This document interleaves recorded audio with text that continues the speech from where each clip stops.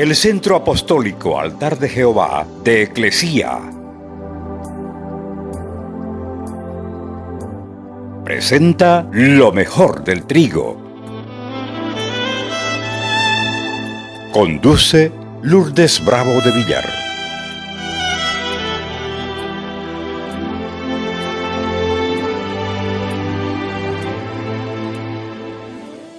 Primera de Reyes, capítulo 18, verso 41. Entonces Elías dijo a Acab: sube, come y bebe, porque una lluvia grande se oye. Así como llegó esta lluvia torrencial, tan inesperadamente, y ha inundado las casas y las calles de esta ciudad, así Dios vendrá de repente a cumplir todo lo que nos ha prometido, porque está escrito en su palabra que la gloria postrera será mayor que la primera.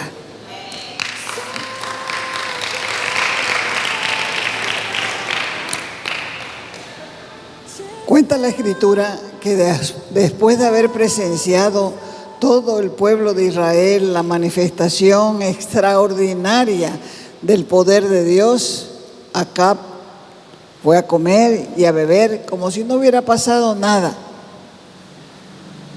Elías era un profeta de Dios que luchaba en secreto por el bienestar de su pueblo.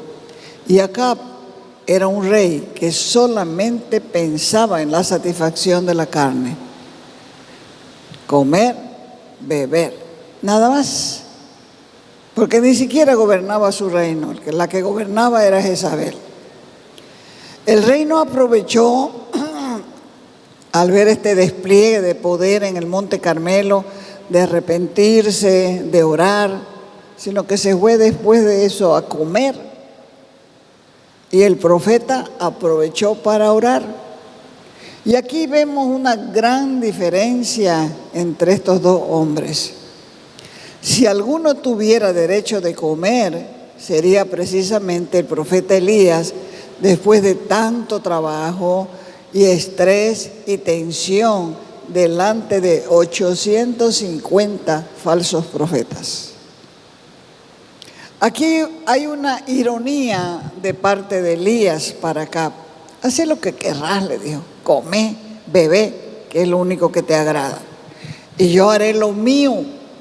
Y mientras Acab se va a comer y beber, Elías subió al monte a orar y fue el Espíritu Santo quien hizo registrar este detalle por una razón. Primero, para mostrarnos la dureza y la insensibilidad del corazón de un hombre que vive sin Dios. Durante 3 años y medio de sequía no había caído ni una sola gota de lluvia. El hambre y la muerte era terrible. Y como resultado de esa gran sequía y todo lo que le preocupaba a Acab en ese momento era solamente disfrutar de comer y beber. Estaba vacío de cualquier pensamiento serio acerca de Dios. Así es la gente que no piensa en serio en Dios. Solo está pensando en comer y en beber y hacer otras cositas. Pero no piensa en serio de lo que está pasando. Ni siquiera ve, ni siquiera entiende, ni siquiera tiene esperanza, ni siquiera tiene proyectos, no tiene nada. Esta es la muestra de la naturaleza de un hombre caído. Por eso te pregunto, ¿es tu vida como la de Acab? Comamos y bebamos, que mañana moriremos, dicen algunos. ¿Cuál te parece mejor? ¿La vida de Elías, que después de tantos años nosotros seguimos predicando y bien? ¿O la vida de Acab? ¿Hasta cuándo van a claudicar en dos pensamientos? Por eso les dijo Elías: si Jehová es Dios, sírvanle. Y si Baal es Dios, pues sigan, vayan en pos de él. Yo sé que muchos pensarán y dirán, mejor es ser rey, porque acá en semejante sequía tenía que comer, tenía que beber, no tenía escasez.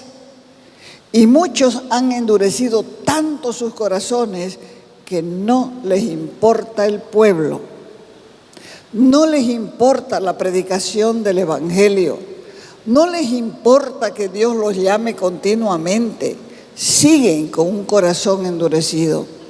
¿Hasta cuándo van a resistir al Espíritu de Dios? Es más fácil que un rico se pierda que un pobre, porque el que está rico, el que tiene bienes, está confiando en sus bienes, está produciendo y en eso confía, pero el pobre no tiene en qué confiar, y si no confía en Dios, está perdido. Tiene que esperar en Dios, tiene que clamar a Dios, tiene que presentar su petición a Dios, tiene que presentar su necesidad. Cuenta la Escritura que en el libro de Daniel, ahí hay una historia de cómo viven los reyes y gobernantes de las naciones. Y vamos a ir a Daniel, capítulo 5, del verso 1 adelante. La Escritura dice así: el rey Belsasar ofreció un gran banquete a 1000 miembros de la nobleza y vino con ellos hasta emborracharse.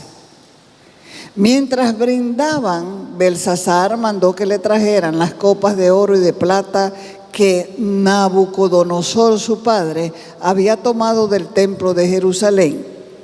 Y así se hizo. Le llevaron las copas y en ellas bebieron el rey y sus nobles junto con sus esposas y sus concubinas.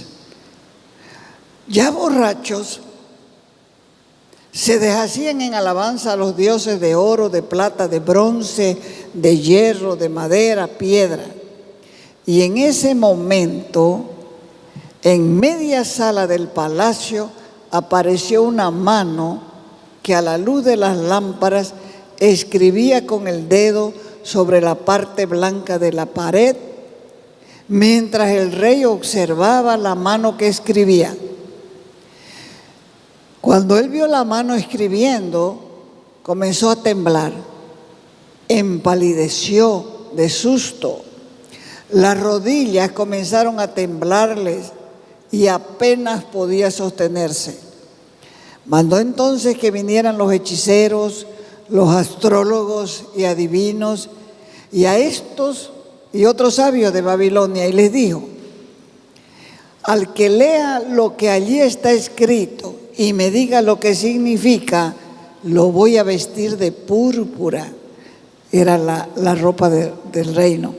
Le pondré una cadena de oro en el cuello y lo nombraré tercer gobernante del reino. Vivimos en un mundo necio donde mucha gente no hace más que festejar y divertirse. Bolivia es una nación terriblemente musiquera. No pierde la oportunidad de festejar y divertirse. Están como necios festejando a su manera. Como dice el libro de Isaías 22:13, comamos y bebamos que mañana moriremos. No hay distinción entre el mundo y la iglesia. La iglesia vive contemporizando con el mundo. Tiene el día del amor, la iglesia también. Tiene el día de la juventud, la iglesia también. Falta el día del perro y el día del gato. Lo que quiero mostrar es que tanto el mundo como la iglesia festejan y bailan alrededor de los dioses del siglo XXI. Y hasta parece que cuando termine el festejo no hay arrepentimiento. Porque si hubiera arrepentimiento, las iglesias estuvieran llenas. Pero son pocos los que persisten y persisten a pesar de su temperamento, a pesar de su carácter, a pesar de sus debilidades, a pesar de sus conflictos mentales. No se engañen, hermanos, pues las señales ya nos demuestran que la fiesta ha llegado a su fin. Solo hay que leer la Escritura para recordar que a media fiesta, aquella noche en Babilonia, apareció esa mano que escribió Mene, Mene, Tekel, Urpansín. ¿Qué era la interpretación? Todo el mundo no sabía qué era la interpretación, hasta que llamaron al profeta Daniel y le dijo al rey de Babilonia: has sido pesado y te faltó peso.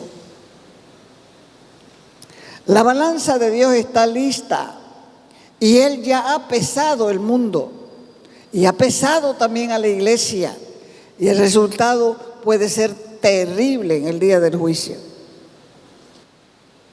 Acá no pensaba que llovería. La sequía ya llevaba 3 años y medio y no habían pastos, no había nada, pero él solamente pensaba en comer y beber. Y Elías, el profeta, creía firmemente que Dios suspendería eso, que llovería. Hasta escuchó la lluvia sin que hubiera señales de lluvia. Y mandó a su siervo que mirara al horizonte. Por 6 veces fue el siervo para ver si había señal. Miraba el horizonte, no había señal. No sucedía nada. Y a la 7ª vez vio una nubecita blanca del tamaño de un puño, dice. Y Elías le dice acá: corre, porque la lluvia va a atascar tu carruaje. Elías había dicho, después de la victoria en el Monte Carmelo, donde cayó fuego del cielo, donde consumió el sacrificio de Elías y el pueblo mató a 850 falsos profetas que comían de la mesa de Jezabel. O sea que el Estado, el reino, le pagaba sueldo a los brujos y hechiceros, le daba comida, le daba casa y le daba salario. Elías dijo acá: una lluvia grande se oye. Estamos creyendo nosotros que en el nombre de Jesús se oye una gran lluvia para el 2025. Hay algo grande que viene a tu vida, algo grande que se oye. Quizá no se ve nada, pero hay algo que se está oyendo en el espíritu, porque hay una aceleración. La lluvia viene, pero algunos están como acá, no ven nada, ni oyen, ni escuchan. Pero vos, ¿qué estás oyendo? ¿Solo oyes sobre la crisis? ¿O escuchas en tu espíritu la lluvia grande que viene? ¿Estás oyendo que viene bendición o estás pendiente de los problemas de la nación? El problema de muchos es que están esperando ver, no están esperando lo que oyeron. Elías no oró para oír, él oyó para orar. Y aconteció, dice Primera de Reyes, capítulo 18, del verso 40 al 46, y aconteció que estando en esto, que los cielos se oscurecieron con nubes y viento, y hubo una gran lluvia. Yo miré por la ventana y dije: viene una gran lluvia. Se estaba preparando el cielo. Y subió Acab a Jezreel, y la mano de Jehová estuvo sobre Elías, el cual ciñó sus lomos, dice, se apretó el cinturón y corrió delante de Acab hasta llegar a Jezreel. En lo espiritual, Dios te avisa lo que viene, y si no te mueves rápido, vas también a llegar tarde. Elías oye y ora por lo que oyó. Y cuando él ve la primera señal, dice, salgan corriendo. Y Acab se tardó. Así que Elías se aseguró el cinturón, comenzó a correr con toda su alma y llegó a la ciudad primero. Se adelantó un tramo de aproximadamente 27 kilómetros, como de aquí a la laguna. Elías corrió más rápido que un caballo. Hay gente que llega tarde porque no se prepara por lo que oyen, sino por lo que ven. Acá tiene que haber mirado las nubes oscuras como lo vimos nosotros hoy y sentido el viento fresco previo a la lluvia. Pero su incredulidad lo tenía preso, mientras que Elías, que creía, amarró su cintura y corrió con todas sus ganas. Como dice la Escritura en Primera de Pedro, que tenemos que amarrarnos la cintura con el cinturón de la verdad, que es la palabra. Acá tenía un carruaje con caballos, pero no se apresuró. Por eso es que Dios hizo que Elías, sin caballo, ganara esta carrera. En la Biblia los caballos representan la confianza del ejército, y aquel lugar precisamente, Jezreel, era conocido por sus carruajes. Y lo que Dios estaba demostrándoles a aquella gente, que no son los carruajes los que hacen que se derrame la bendición, sino el poder de Dios. O sea que la razón por la que piensas que Dios tarda es porque estás esperando que lleguen los carruajes. Que venga alguien de afuera y grita que ¡ay! ¡Ay! Llegó la bendición. No vendrá así. Van a tener que conformarse con la gente que predica aquí. No van a llegar los carruajes a tu vida para llevarte al destino que Dios tiene para vos. Vos lo que necesitas es creer que una gran lluvia viene y que Dios va a usar los hijos de esta casa.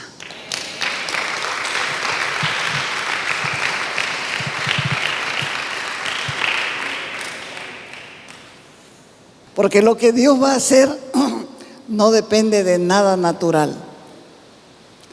Dejen de estar esperando los recursos que piensas que necesitas. Hay mucha gente preparando maletas para irse del país, porque la gente repite y repite, todo está mal, todo está mal, todo está mal.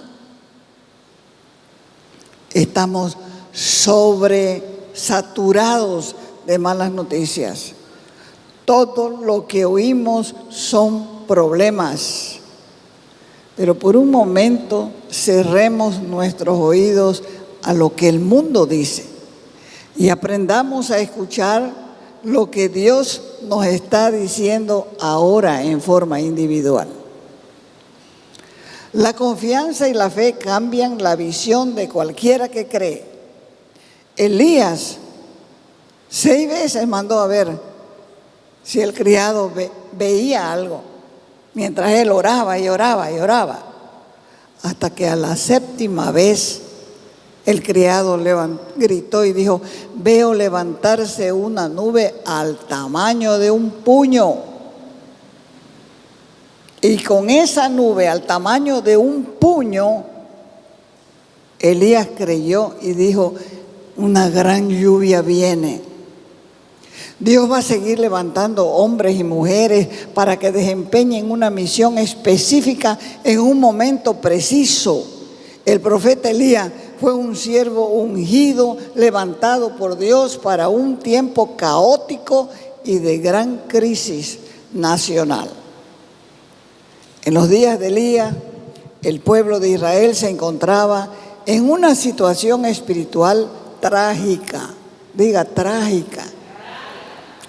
Y el pueblo de Israel quería ser como las naciones vecinas, tanto en lo político, tanto en lo religioso. Por eso gran parte de la población se fue tras los dioses falsos paganos y dejaron al Dios verdadero. En el tiempo de Samuel le pidieron que constituyera rey para Israel, porque ellos querían dejar de ser una nación teocrática. Teo, Dios, y kratia, gobierno de Dios.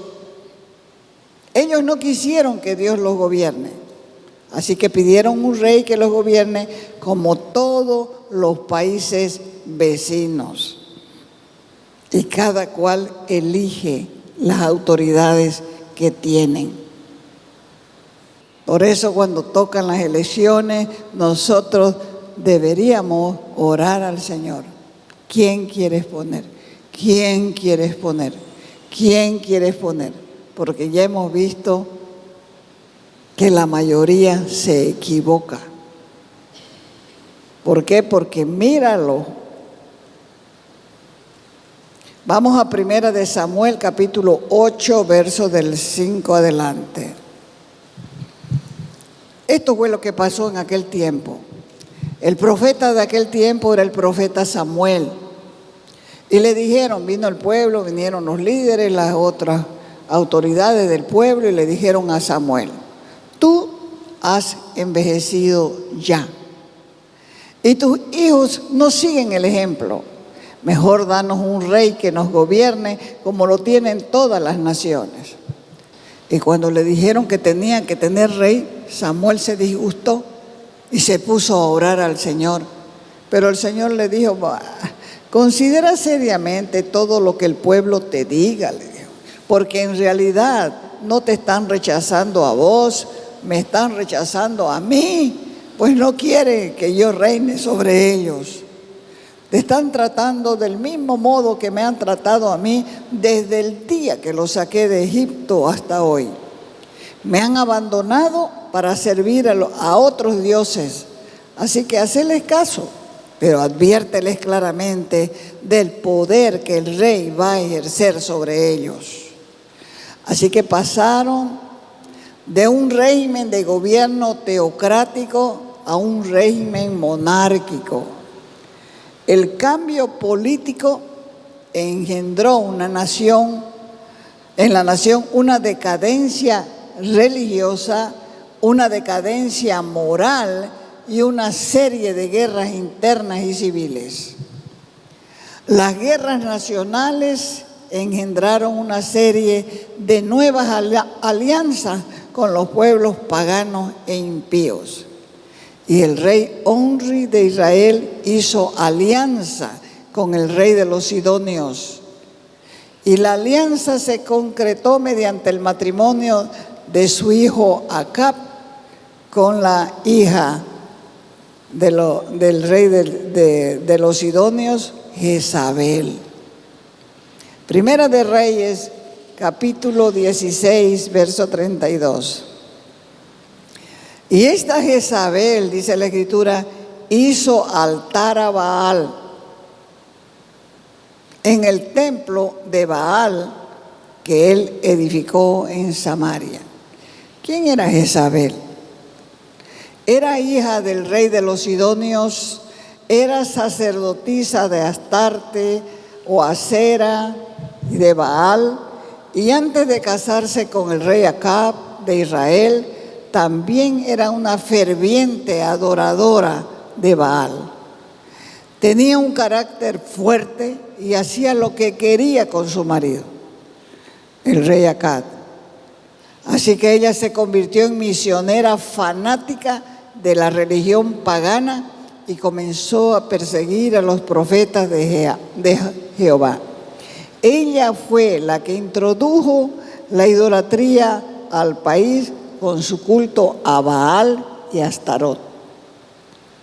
Y Dios levantó a Elías para que levante un ministerio profético, y él entró en la corte del rey Acab para darle una palabra de juicio. Primera de Reyes 17:1. Se presentó Elías delante del rey Acab y le dijo: vive Jehová, Dios de Israel, en cuya presencia estoy. Mire esa seguridad de este hombre.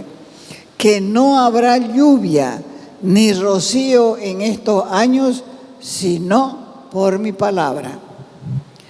Al escuchar esto, seguramente algunos pensaron que era una locura que viniera Elías delante del rey a decirle estas palabras. Porque Elías vestía como vestían los profetas en la antigüedad. Dice que vestían con un manto velloso, hablaba en forma rara y excéntrica, pero la palabra que dio era de Dios y no caería en tierra sin cumplirse. Y así como dijo, sucedió. Durante 3 años y medio consecutivos no cayó una gota de agua en Israel. Y después de esos 3 años y medio, Dios le dijo a Elías: anda, presentate ante Acab, porque yo voy a enviar una lluvia sobre la tierra. Como era de esperar, la sequía provocó hambruna en la tierra. Pero Dios protegió a Elías, le sustentó en medio de la crisis, le proveyó agua del arroyo de Querit, le proveyó carne por medio de los cuervos. ¿Qué comen los cuervos? O sea, que iba a desaprovechar un cuervo un pedazo de carne. No. Y luego, cuando se secó el arroyo, Dios lo envió a una viuda de Sarepta. Y esa viuda, con apenas un puñado de harina y un poco de aceite, sobrevivieron ella, su hijo y el profeta durante todo el periodo de la sequía. ¿Qué era lo que tenía? Un puñado de harina y un poquito de aceite, porque nada es imposible para Dios y Él honra a los que le sirven.